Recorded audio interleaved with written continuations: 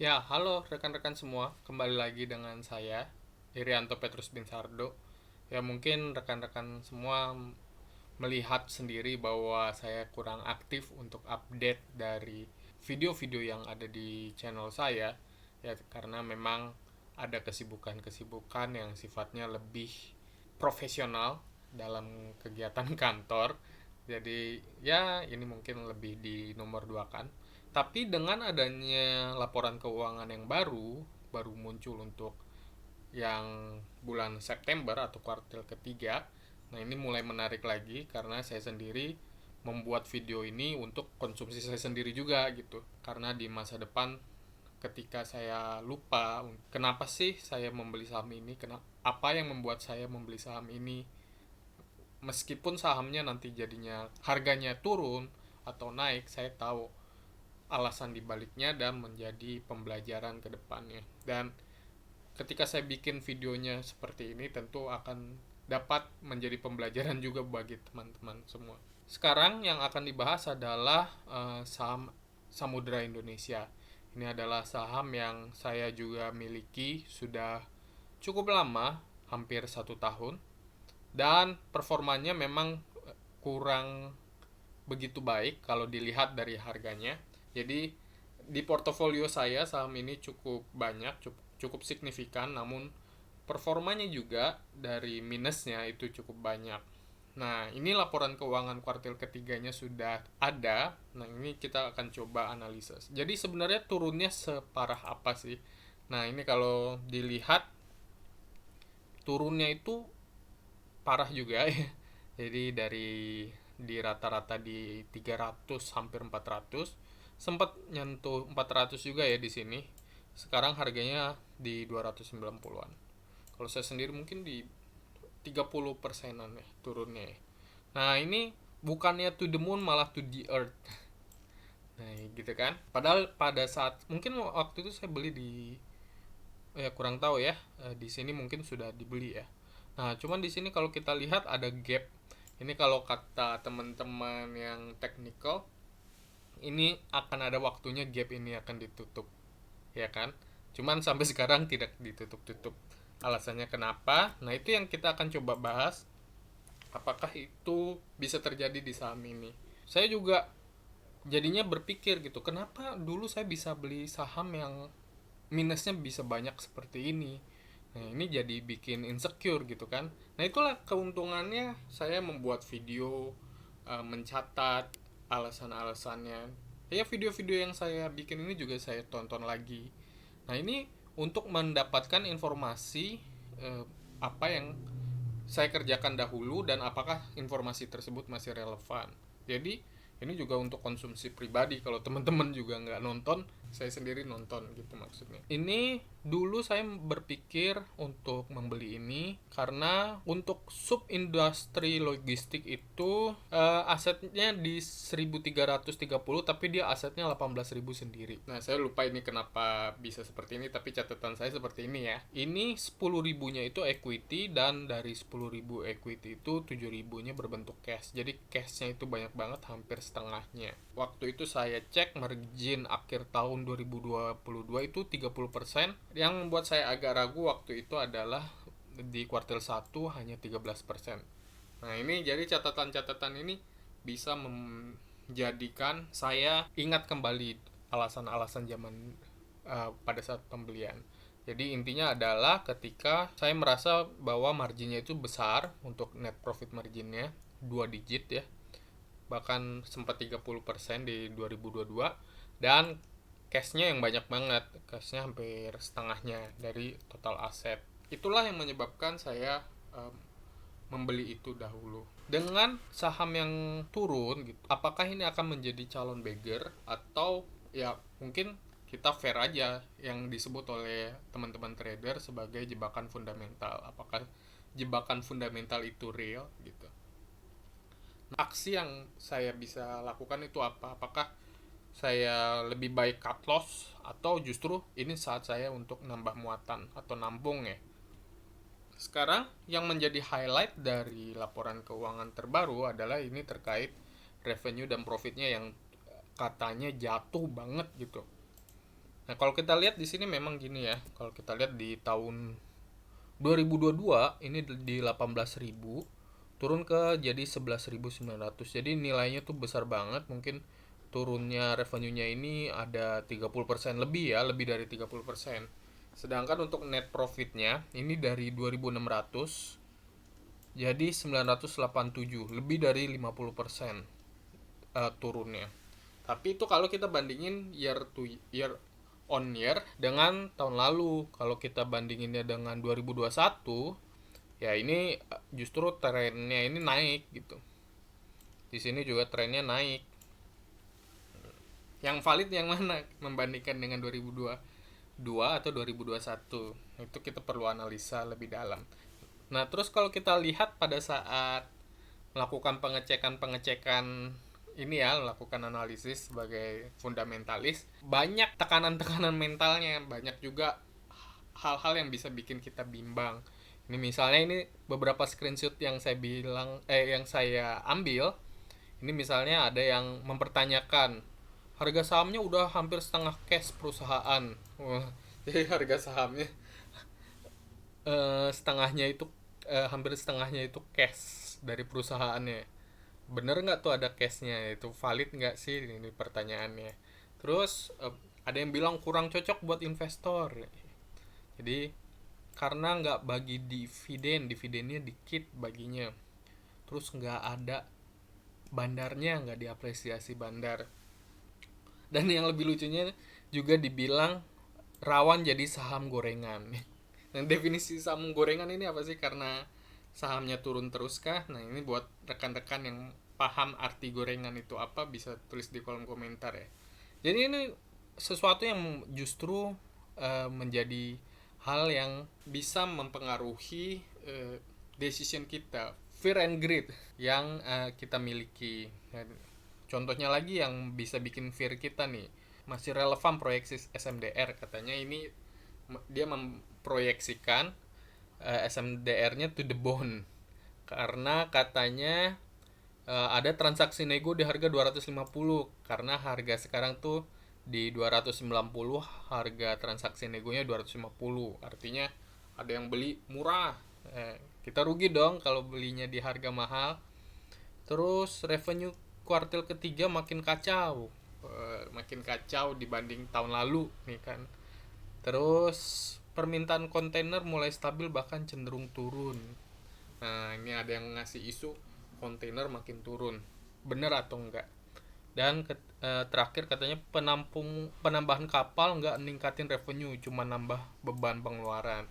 Nah, ini jadi komentar-komentar seperti ini yang harus dihadapi oleh rekan-rekan pada saat melakukan decision making, dan ini nggak gampang dan mungkin aja mereka benar gitu.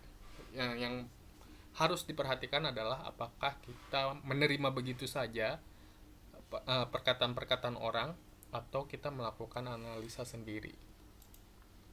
Oke, jadi kita lihat ya, sebenarnya yang bikin beban itu apa sih? Katanya bebannya makin naik, terus cashnya nggak valid, terus penambahan kapal nggak mampu meningkatkan revenue katanya. Yuk kita lihat ya. Nah, kalau kita lihat sebenarnya nggak juga ya.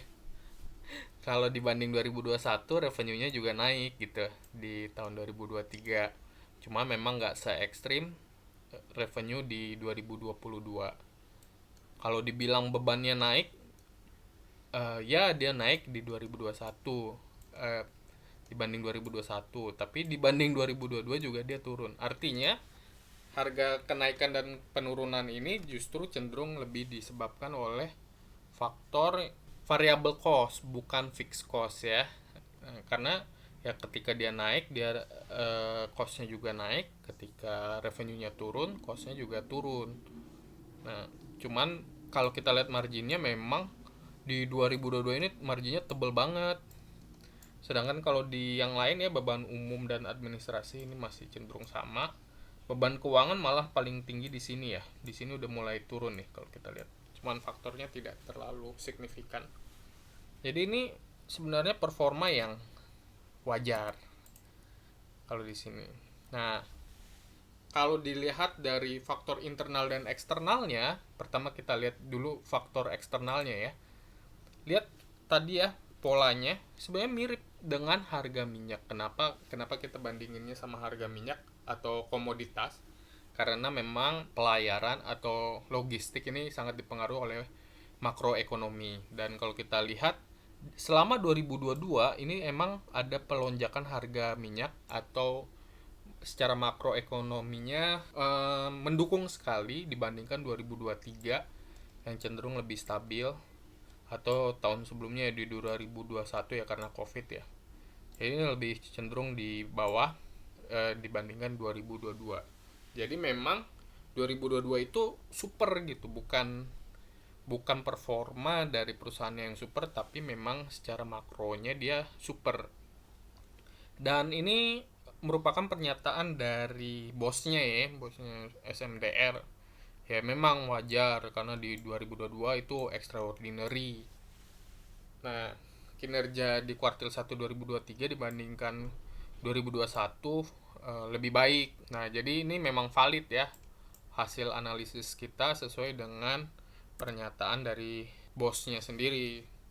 Terus kalau kita bandingin dengan kondisi internal, ini kalau kita lihat cash rasionya naik, net profit marginnya ya turun dikit ya dibanding 2021, cuman masih di angka 11%. Operational cost-nya juga naik, meningkat. Jadi tadi ya seperti yang kata netizen tadi, meningkatkan operational cost yaitu ternyata valid gitu. Jadi kita tidak boleh menolak mentah-mentah jika ada informasi, karena ada kemungkinan dia juga benar. Tapi di sisi lain, cash-nya itu justru positif ya, secara operational cash flow lebih tinggi dari 2021. Kita udah nggak ngomongin 2022 lah ya tadi ya, karena sudah valid bahwa 2022 itu kondisi extraordinary. Nah ini investasi, jadi ada arus kas yang dipakai investasi yang nilainya jauh lebih banyak daripada tahun-tahun sebelumnya. Dan ini kalau teman-teman yang ngikutin berita, ini akibat investasi di kapal-kapal baru ya, ada 11 kapal baru. Jadi kalau tadi ada yang nanya cashnya ini valid atau enggak ya, ya itu valid ya, uang bisa beli kapal, masa nggak valid gitu ya, dan belinya cash lagi dari uang cash. Inilah alasan kenapa revenue dan profitnya bisa jatuh. More likely mungkin karena faktor eksternal ya, faktor eksternal. Nah, jadi pertanyaannya apakah ini harus diserok bawah atau justru lebih baik di cut loss? Nah, pertanyaannya adalah yang sebenarnya serok bawah ini emang udah murah gitu ya. Apakah ini sudah disebut bawah atau dia bisa lebih bawah lagi gitu. Nah, ini pertanyaan ini bisa dijawab kalau kita lihat sejarahnya. Sejarahnya PBV dari saham ini itu di 0,2-an. Ini dari 2017 sampai 2019. Sekarang di 0,4-an. Jadi kalau rekan-rekan punya saham ini mungkin di 2017-an, sekarang mungkin udah bigger gitu dengan 0,46. Luar biasa ya. Ini memang lebih tinggi dari tahun-tahun sebelumnya ya. Kalau kita lihat PBV-nya itu average-nya dari 5 tahun ke belakang itu di minus 15% untuk turunnya. Jadi harga wajarnya mungkin di 245. Tapi itu kalau kita lihat sejarah ya. Kalau kita bandingkan dengan yang lain, justru PBV 0,45 sekarang ini lebih murah misalnya dibandingkan Bull, Temas, dan Nelly. Sedangkan kalau untuk price to earning ratio, pair-nya itu juga sangat rendah di 3,61, sedangkan yang lain tuh bisa 10, bisa 5. Cuma beda tipis sama Bull. Jadi kalau teman-teman mau yang lebih murah, ya pakainya SMDR. Kalau mau yang lebih performanya gacor, secara sejarah ya, di Bull ya, itu keputusan masing-masing. Jadi sebenarnya untuk secara fundamental masih cukup aman. Dan secara diskon ya sudah cukup diskon. Lalu bagaimana ke depannya? Apakah performanya bisa naik? Ya jadi kalau kita lihat kan, masa kita mau nerima aja sih dia punya keuntungan turun? Apakah ada hal yang bisa membuat dia jadi lebih baik? ke depannya. Nah, ini kita lihat faktor internalnya ya. Jadi, secara internal ternyata direktur utamanya Pak Bani ini menambah terus kepemilikan. Sedangkan perusahaannya sendiri, perusahaan holdingnya, jadi PT Ngrumat Bondo Utomo ini mungkin holdingnya ya, pemiliknya, itu nambah porsi ya, nambah porsi kepemilikan. Nah, buat rekan-rekan yang senang dengan Pak Peter Lynch, ya ini merupakan salah satu tanda yang kalau kata Peter Lynch ini, jika ada orang dalam menjual saham, itu alasannya bisa macam-macam, mau take profit lah dan lain-lain. Tapi kalau mereka membeli saham, dia hanya ada satu alasan, karena harganya sudah salah atau mereka pikir harganya akan naik. Orang dalamnya aja yakin harganya akan naik, apalagi kita sebagai orang yang mungkin tidak tahu strategi apa yang kedepannya akan diambil oleh mereka. Berikutnya ada juga kapal baru yang akan datang ya. Di sini ada 5 kapal baru yang akan menjadi sumber revenue yang baru. Nah, tadi kan di netizen di depan tadi ada yang bertanya, apakah menambah kapal ini akan menambah revenue? Justru bisa aja naikin operational cost-nya gitu. Nah, kita akan lihat faktor internalnya juga, faktor eksternalnya. Jadi, secara faktor eksternal, harga minyak atau komoditas tadi di tahun 2022, ya, ini kalau kita lihat sebelum Juli, ini sudah mulai kelihatan lagi di tahun 2023 setelah Juli. Jadi kan komoditas ini kan cyclic ya. Jadi performa di akhir 2022 dan 2023 cenderung sama. Sedangkan di awal 2022 dan di akhir 2023 cenderung juga sama. Nah, ini artinya kalau kita memperhatikan kondisi keuangan di tahun 2022 itu belum disambut oleh di tahun 2023 dan akan disambut di akhir tahun ini. Terlebih kalau kita mainnya di harga komoditas, winter atau Desember cenderung meningkatkan harga minyak karena kebutuhan energi di wilayah-wilayah barat. Nah, ini jadi kalau ditanya serok bawah atau cut loss, ya itu tergantung masing-masing ya. Cuman yang menjadi kesimpulan adalah ada faktor internal dan eksternal yang sangat mendukung terjadinya penguatan. Namun di sisi lain kita tidak bisa menolak kemungkinan apakah strategi penambahan kapal ini akan berhasil atau tidak. Hanya waktu yang dapat menjawab.